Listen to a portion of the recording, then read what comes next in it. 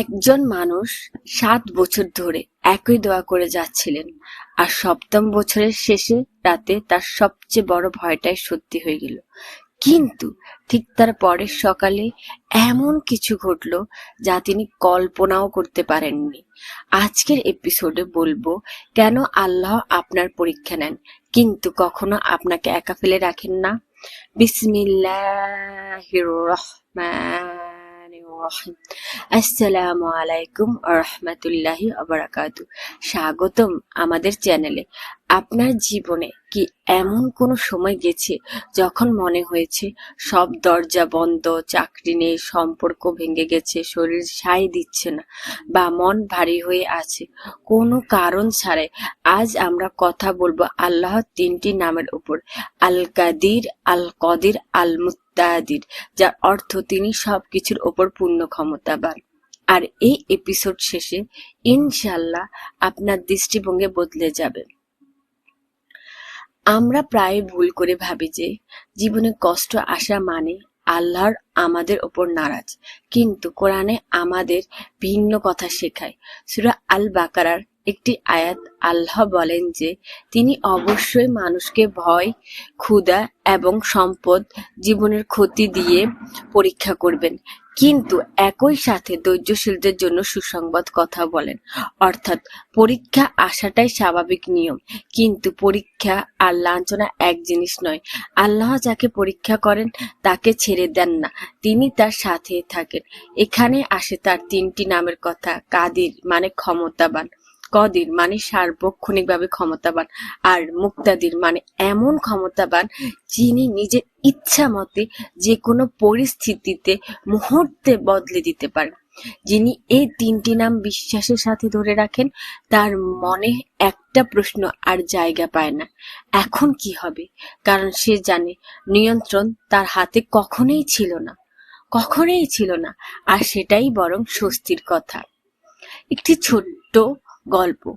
মেহের নামের একজন মেয়ে ছিল, বিয়ের জন্য দোয়া করছিল বছরের পর বছর। প্রতিটা সম্বন্ধ কোনো না কোনো কারণে ভেঙে যেত।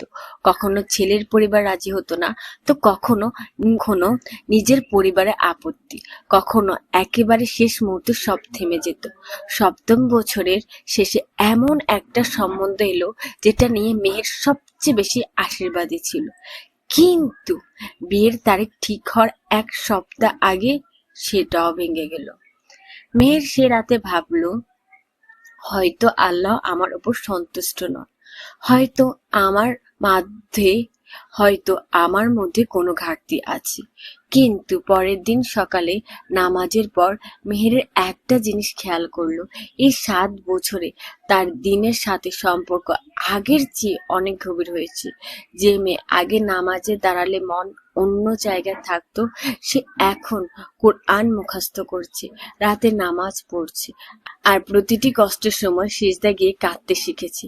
যে সম্বন্ধগুলো ভেঙেছিল প্রতিটার পিছনে আসলে এমন কিছু লুকানো ছিল যা মেহের শেষ সময় দেখতেই পায়নি। কারো নিয়ত ভালো ছিল না, কারো পরিবার এমন সমস্যা ছিল যা পরে সামনে এসেছে। মেহের বুঝলো আল্লাহ তাকে পরীক্ষা নিয়েছেন, কিন্তু কখনো একা ফেলে রাখেনি। প্রতিটা না এর পিছনে আসলে একটা এখনো না তোমার ভালোর জন্য লুকিয়ে আছে। কোরআনের সাক্ষ্য ধৈর্যের প্রতিদান।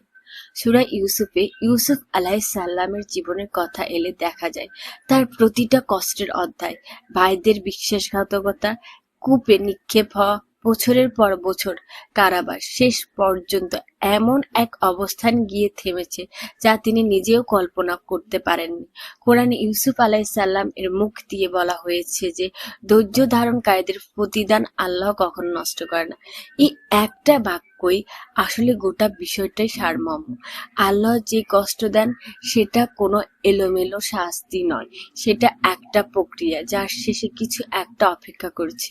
আর যিনি কাদির ও মুক্তাদির, তার পক্ষ সেই প্রক্রিয়াকে যে কোনো মুহূর্ত ঘুরিয়ে দেওয়া কোনো কঠিন কাজ নয়। এখন থেকে ৩টি জিনিস আমরা নিজেদের জীবনে প্রয়োগ করতে পারি। প্রথমত, কষ্টকে শাস্তি ভাবা বন্ধ করা। কষ্ট মানে আল্লাহর নারাজ এই ভুল ধারণা থেকে বের হয়ে আসা। দ্বিতীয়ত, প্রতিটা বন্ধ দরজার পেছনে একটা উদ্দেশ্য খোঁজার চেষ্টা করা। তাড়াহুড়া না করে বরং ধৈর্য ধরে বোঝার চেষ্টা করা যে হয়তো এখনই সে সময় নয়। এ কারণে তাড়াহুড়া করবেন না। তো দোয়া বন্ধ না করা, মেহেরের মতো প্রতিটা না এর পরও দোয়া চালিয়ে যাওয়া, কারণ যিনি মুক্তাদি তিনি যে কোনো মুহূর্তে পুরো পরিস্থিতি বদলে দিতে পারেন। প্রিয় ভাই ও বোনেরা, জীবনের প্রতিটা বন্ধ দরজার শেষ কথা নয়। যিনি কদির ও মুক্তাদির তিনি আপনার জন্য এমন কিছু প্রশস্ত রাখতে পারেন যা আপনি কখনো কল্পনাও করেননি। হে আল্লাহ, আমাদের ধৈর্য ধরার তৌফিক দিন, আমাদের প্রতিটা কষ্টকে সহজে বদলে দিন, আমাদের দোয়া কবুল করুন এমন সময়ও এমন ভাবে যা আমাদের জন্য সবচেয়ে ভালো। আমিন।